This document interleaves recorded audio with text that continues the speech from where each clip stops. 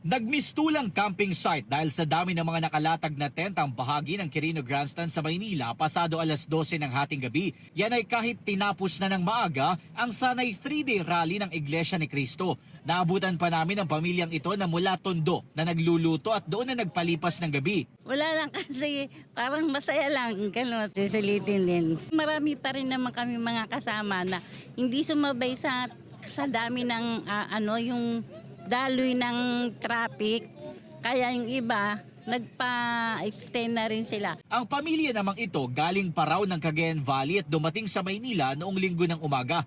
Hinihintay na lang daw nila ang sundo nila para makauwi na, lalo at matagal rin ang kanilang biyahe. Depende po sa traffic. Kung walang traffic po, nasa 14 to 15 hours po. Super worth it po yung pagbiyahe namin papunta dito. Ayon sa tagapagsalita ng Iglesia ni Cristo na si Edwin Zabala, hindi na nila kailangan ng 3 araw na rally dahil nakamit na raw nila ang kanilang layunin na maipaabot ang panawagan para sa justice, accountability, transparency and peace. Batay sa pinakahuling datos ng Manila Police District, umabot sa 550,000 ang crowd estimate bandang alas 8 kagabi. Dumating ang mga truck na naghakot ng mga basura sa Quirino Grandstand. Bagaman tapos na ang rally, sarado pa rin ang bahaging ito ng Ross Boulevard. Nakabarikada rin ang bahagi ng Ayala Boulevard, gayon din ang bahagi ng Recto Avenue papunta sa Menjola.